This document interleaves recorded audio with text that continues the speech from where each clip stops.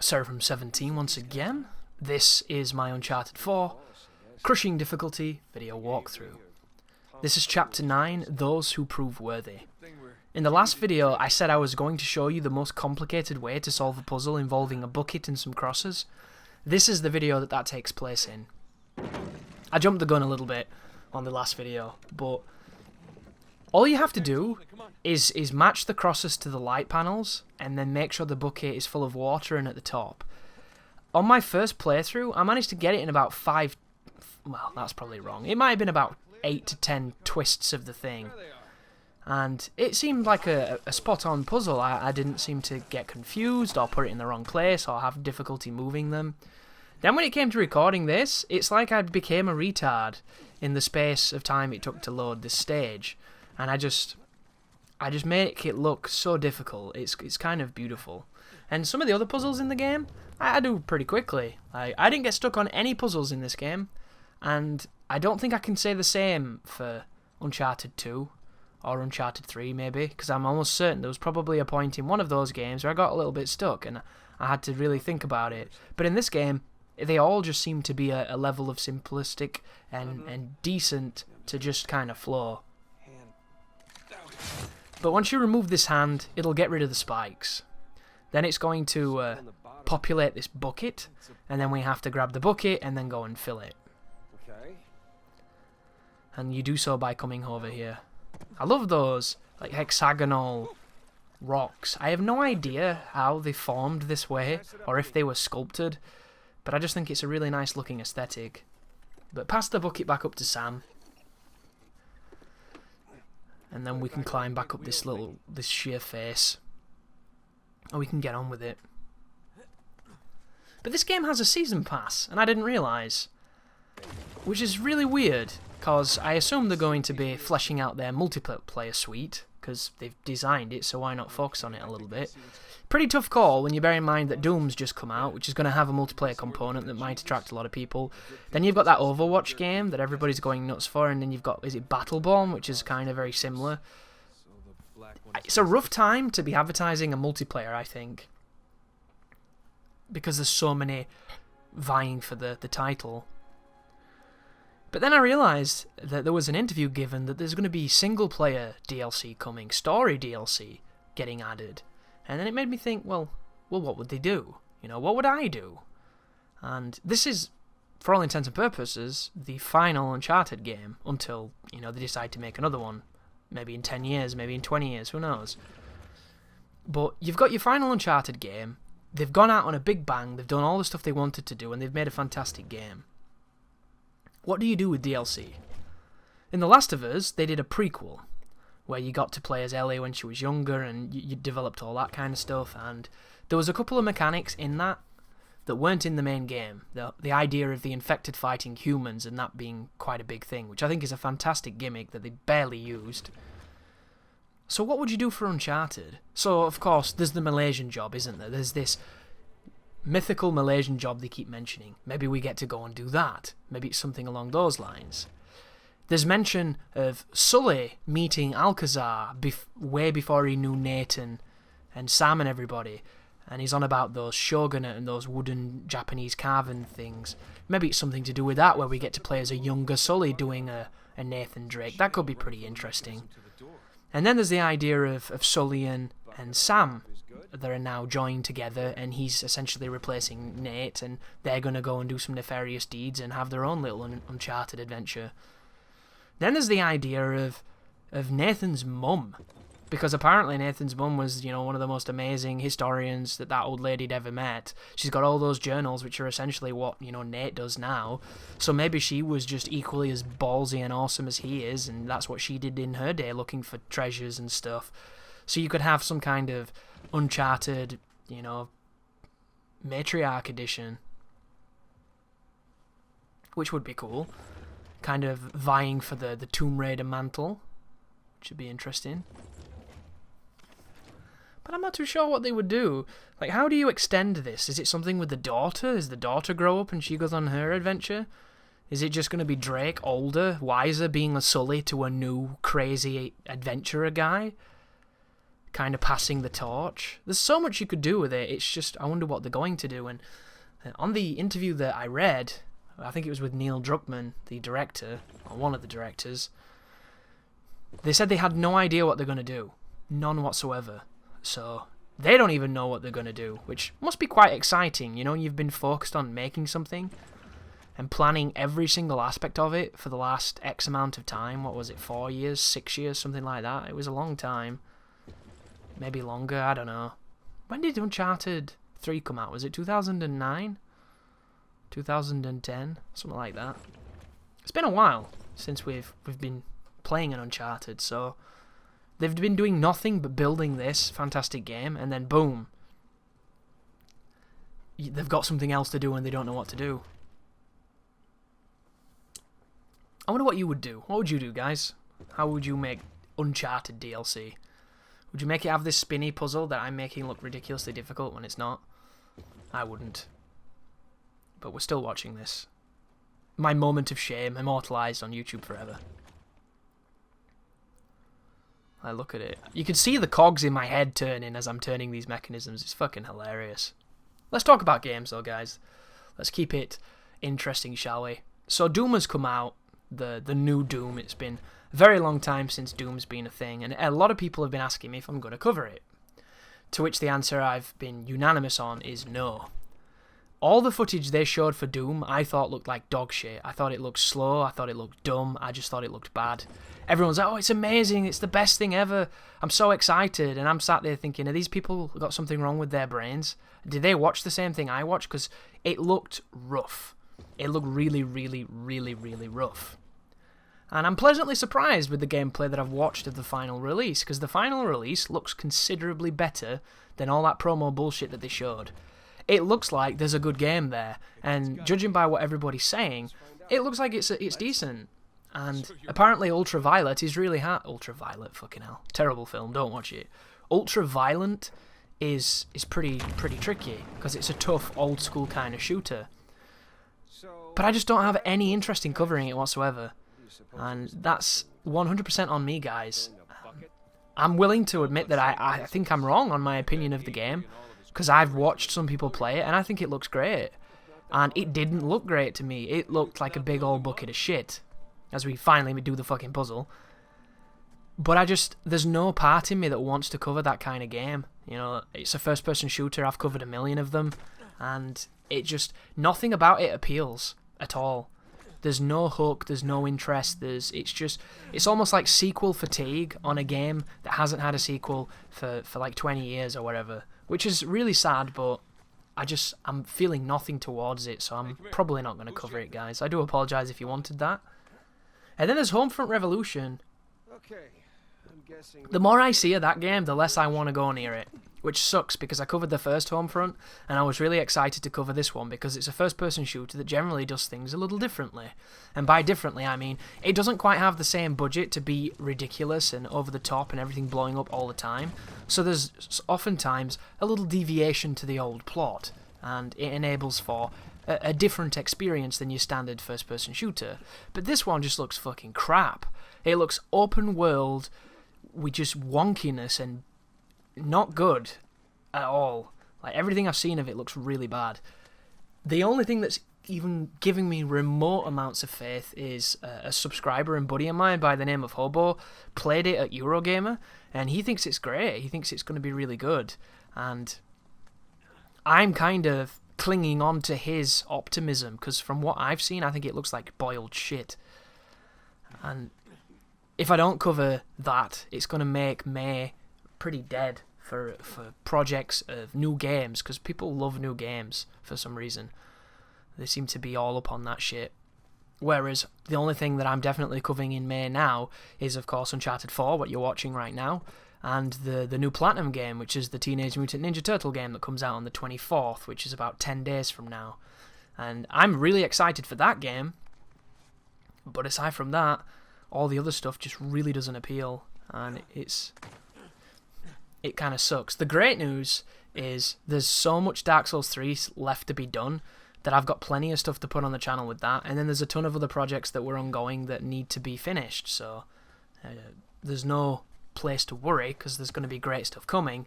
It's just maybe not the most recent released stuff. And if that's okay with you, then it's okay with me. Because there's a lot of really, really cool stuff that I had running that needs to be finished, like God Hand, great game. Wonderful 101 walkthrough, another fantastic game. There's a ton of different stuff that needs cleaning up. I've still got Gravity Days to finish. We're a couple chapters away from the end of that one. That's another really fun one. And I've also recorded a walkthrough for Dark Souls 3, which is going to not feature the vignettes and the exposition things on it. I'm going to save those for a future project a little bit further down the line, and that way I can make the walkthrough a little quicker and you don't have to be waiting as long for it. Because a lot of people were, I'm not going to say annoyed, even though there was probably a level of annoyance in there. They were a little antsy when it came to the Bloodborne walkthrough. They would have liked it to be quicker, and I've had a few people ask me if the Dark Souls 3 one's going to be on the channel swifter than the Bloodborne one was, and I completely respect that perspective. And the reason that the Bloodborne one took long was because not only were I trying to eke it out and give you a video when you really wanted one rather than just permeating the channel with it, but additionally, making those vignettes and getting all the assets for them takes a while. It's one of those things where because it's a creative process rather than something that you can just grit your teeth and, you know, put some music on and ignore. You have to really be into it, and I'm one of those people where if I'm not feeling something and I'm not digging it, I don't want to do it. And one of the hardest things in the world is doing something creative when you do not feel creative. I don't know if anybody's experienced that feeling. I would assume that everybody has at some point, but it always reminds me of college, where we used to do 8-hour days at college, and we literally did maybe 2 hours of actual creative work. The rest of it was spent trying to find inspiration, trying to get an idea and have one of those moments where you're doing stuff. And the only times where work would come easily was when you already had something established and you were doing the footwork or the legwork to get it started. But when it comes to getting ideas, you can't just sit and get ideas. It's not how it works. There are times when the last thing in the world is going to happen is you're going to be inspired and find something, or other times it just won't turn off. It's like a tap that just cannot stop, and they spill out of you like fluid, and those are the great times, but you don't have those every day. You know, those are moments that happen at certain times, and there are definitely certain moments where you start really, really waxing poetic and getting somewhere. But for every day that's like that, you can have a week of nothing, and there's nothing worse than sitting there and knowing that you're expected to be creative and not having anything to be creative with. And it's funny because the hour of work you end up doing, it's not sat down and you do an hour there and then. It's 5 minutes stripped from every increment of the day. And those 5 minutes all collect together to do something. And in the end, it might be the best thing you've ever done, and all of that toil might have been worth it. But at the time, it just feels like dead air. You feel like you're wasting time. And it's a horrible feeling. And it's just part of the creative cycle. Some people get it, some people don't. Like when it comes to writing and stuff, you can get it when you're trying to write. People talk of it as writer's block and stuff. And I've never really had writer's block, but I've had inspiration block. Because I could have sat down and wrote something, but I know it would have been shit because I didn't feel like I was in the right place to do it. And that to me is really important, because in a lot of ways when you write something, it's the characters and the story itself telling itself. You know, you're just a vehicle, you're a vessel for it. You don't really have any kind of control. And I know that sounds insane, doesn't it? It sounds like you're talking to fairies and shit, but it's true. The characters and the things that you build with your imagination take on a role of their own and drive what it is and what it becomes. And that's one of the best processes ever in a creative process. But there are times where the worst thing you can do is force it, because it'll just get taken somewhere where it shouldn't have gone, and it might be the worst thing you could have done. But this is Uncharted, and it's slightly easier to be mechanical over creative with a game such as this, because the photo mode is linked to the character, so I can't fly the camera off a mile away and find some beautiful vistas and do some fancy tricks. And that's what I would have done, guys. Every single video in this walkthrough would have had the most beautiful cinematography, as I found just stunning pieces of assets and geometry in this game, and this game is full of them, so it wouldn't have been that difficult.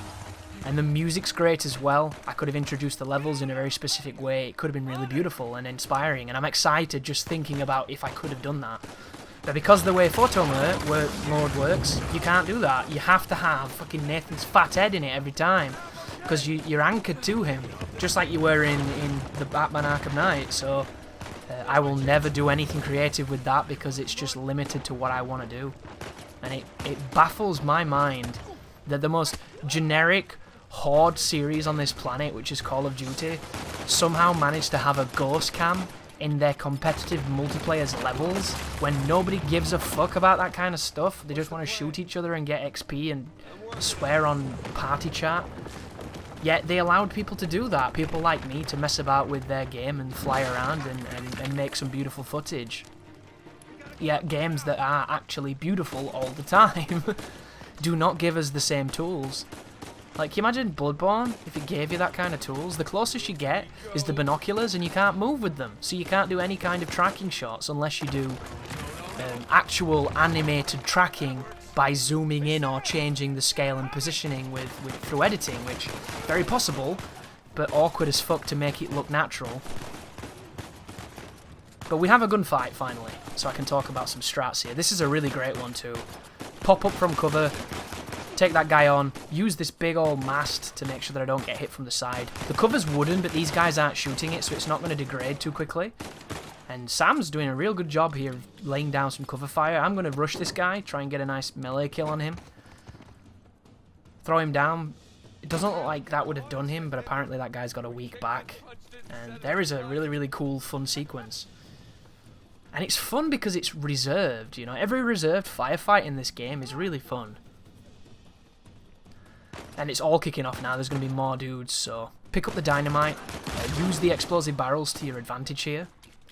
And just be aware that stuff what I'm doing right now is out of habit, because it's kind of how I've always played. It doesn't work so well in this game. If you see a piece of cover, get in it, rather than doing this. This will work, and it can help, but you can also get killed. But isn't it interesting? You know, if you look at the circle, you can see where the bullet is hitting. And you can see the random spread on inside the reticle.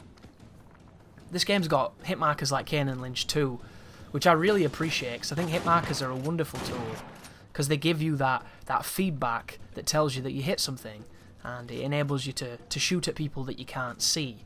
For instance, if there's foliage or if it's just a bad camera, you can still get some damage off by seeing that hit marker and knowing you were successful. And it's a very clever piece of game design, which I don't remember the origins of it, but I'm so glad it exists. Right here too, you can notice that the game's quite dark. This is the natural lighting that's taking into effect. And there are moments where the camera has to get adjusted to it, much like your eyes do, when it's two contrasts of light and the balance therein. And it's a really, really nice effect, because it gives the shadows meaning. It makes it feel very realistic. But as you push up here, there's going to be a spawn to our right through that opening. I'm getting rid of these barrels so that I don't get screwed in these firefights. There's another couple dudes. Bit of blind fire. There's a piece of dynamite. Does it get both of them? It does. Wonderful dynamite. Love it. Look how accurate the enemy is, though. It's kind of crazy. Sully's on the radio, so it tells you that you've done the first wave of this. So we're going to run around here and get some ammo back for the assault rifle. Once again, the AK is not the best gun in the game by any stretch of the imagination, but it's consistent and there's usually a lot of ammo. You can get 120 bullets for this gun, which is pretty damn steep considering you can't get that many for many others. Just be careful on the spawns here. Once you drop down into this next area, it's going to kick off, and the cover is not the best outside of the bricks, so use the bricks. There's a guy on a turret and there's a bunch of other dudes. The fear here is always the same. If somebody throws a grenade and you have to move, the turret is going to oblige you in your gift of death. So be very careful of him. And also just be aware that getting shots on enemies is tough because they're faster than you and they're more accurate than you. So you want to really be as quick as you can, don't get caught with your pants down, and don't spend too long out of cover. It's funny too, you get view kicked. Oh, view kick fucks me off so bad. Like, you know when you use the Magnum, or the Bartok as it's called in this game, you want to make every bullet count. And when you're trying to aim at somebody, like a heavy, and you go to fire, and it knocks your aim up because they shoot you, so frustrating. Wonderfully, wonderfully frustrating. And speaking of frustrating, this is not the best position now because they're at distance, so I'm going to push forward by moving up that left-hand side once I've had enough, which is about now. So there's only 1 or 2 enemies left. I'm trying to use the cover trick here to shoot the turret, and as you can see, there is no physical way that I could be shot there, but I was being shot because of the way that they've changed how the systems interpret each other. And for whatever reason, Gunner stopped shooting, I put a bullet in his face, and you can hear Sam still shooting, which tells us 1 dude's left, which is this guy here. I thought he was going to get on the turret, I didn't want that. Put him down. Oh, there's more than 1, sorry. So there's another guy just over there, he's down. If you didn't realise by now, I hope you did, when the reticle of the hit marker goes red, it means you killed them. I know it sounds obvious, but there might be somebody that doesn't know that, and if you don't know that, I've just blown your mind, and hopefully it'll make you a better player and a bit more aware of how the game functions. And it's little touches like that that are really intelligent, because you know as soon as it goes red, you can prioritise whoever the next threat is, and it enables you to be so much quicker and so much more lethal. But Chris Waddle. Be very careful here, because not only is there a sniper, the snipers on this game are so incredibly fair, it's not even funny. They're not even challenging, they're so fair, which I kind of like. Because if they were like snipers in other games, can you imagine if they were like Halo 2 snipers on Legendary?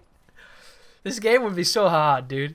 And as it stands, it's pretty easy for about 90% of it. The 10% that's difficult is like finger my bum with a torpedo difficult, but it's, for the most, you're going to probably have more fun than you are going to have frustration in this.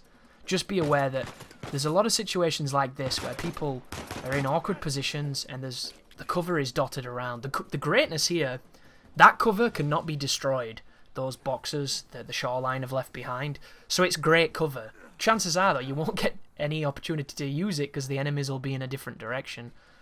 But I'm almost certain when we land over here, they'll spawn behind us. So I'm going to jump all the way back, and I'm going to use this position to kill them, because it's a better position in my opinion. It's dangerous to get here, though, so you might die. But instead of messing around over there where they can just chuck grenades at you leisurely, I come all the way back here, and I spin the advantage back on us. Because at this distance, I can compete with them because their accuracy is mitigated over distance. They're still accurate, but they're nowhere near as deadly with it. As you can see, you'll probably take a few more bullets at distance. The only person that doesn't work with is the minigun guy. The minigun guy is the devil. That guy is such a douche. But this is one of my favourite gunfights in the game. Every one of these encounters is very intelligently designed, and if you do it correctly, you can put yourself in some really strong positions, and you can have great success. And they're my favourite kind of fights. You don't have to pick up these snipers if you don't want to, but there's a ton of them there, so it's definitely worth it if that's your thing. I'm just not a big sniper guy. I believe, too, once you get up here, they'll spawn behind us to the right, so be careful. Yeah, there they are. Which, it's a little cheesy, because you're trying to look for ammo and stuff, but the music's still playing, and the music is telling you that you're in conflict. And there goes Sam stealing the fucking ladder. Is that a grenade? That was a grenade. And you know it was perfect, so get your ass out of there. There are a couple guys left. My aiming's not too great, but it's surprising how bad your aim can be when you have to be quick.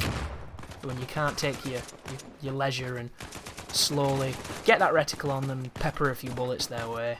But another piece of dynamite that way to try and mitigate those dudes. That is a grenade, get the hell away from it. But once again, the cover here is great. These boxes, of course, can be blown up and can be shot through, but there's not enough dudes shooting at us for that to be an issue.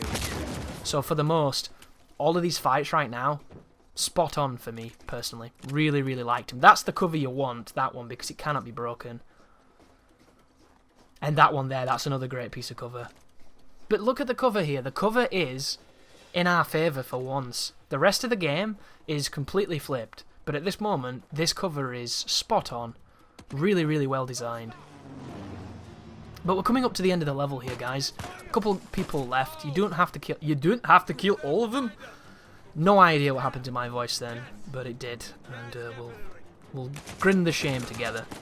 But you don't have to kill everybody.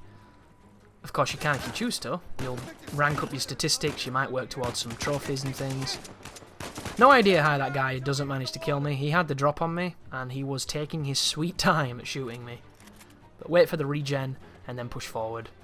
I died here, this is hilarious. You know, all of this you've been watching has had 0 edits. All these gunfights that I mentioned that I really liked, because I didn't die on any of them. I had a really good position for every situation, and I kicked ass. But there's a death coming up. After I kill these next 2 people, instead of dropping down and sliding on the shale, or whatever it's called, I tried to jump towards the dude, and it's a jump that you physically can't make. So I ended up plummeting to my death after just obliterating everybody. Look at this, man. It's almost like I know what I'm doing. And then I just do the dumbest thing. It was so good. And the checkpoint's really, really gracious, so you don't lose too much. But it's this bit here. You get to the end of this, and there's 2 dudes in... Oh, no. Oh, no. We're way off, actually. Sorry, guys. There's a couple more fights to come. So, go up against cover in these archways, but just bear in mind, grenades are going to be your enemy here. The grenades are the thing that make this even remotely challenging. And it just stems from the fact that they're so good with them. And I was watching DSP's truthful review, or whatever he calls them, of this game, where he gave it like 9.75 and then shit on several aspects of it, which is always interesting to see people's grading systems. But one of the things that he mentioned was the psychic grenade throws, and he was only playing on normal, but it happens on normal as well. And there's a lot of cadence to what he's saying, and there's a lot of validity to it, because the grenades are kind of ridiculous. But at the same time, it's always been that way. You know, when it comes to video games, the computer's always been wizards with grenades. There are moments where they make mistakes and they do stupid stuff, but that's generally reserved for different games. In Uncharted, like Uncharted 2, the grenades weren't a big deal because the radius wasn't big, so they were really fair. This is it, by the way. I tried to jump to him over there instead of dropping down. So dumb. But no death on this entire sequence. Kicking ass, and then I jump in the fucking sea. This is a sequence. Can you remember when I said I pressed X for some reason to get into the cab on the mission where we were robbing the place for the cross statue? Well, you press X to get into this vehicle, so I think it was this that was throwing me off. But once you get inside, guys, the mission's done, and you've done one of the bigger missions of the game. So thank you for watching, and you take care now.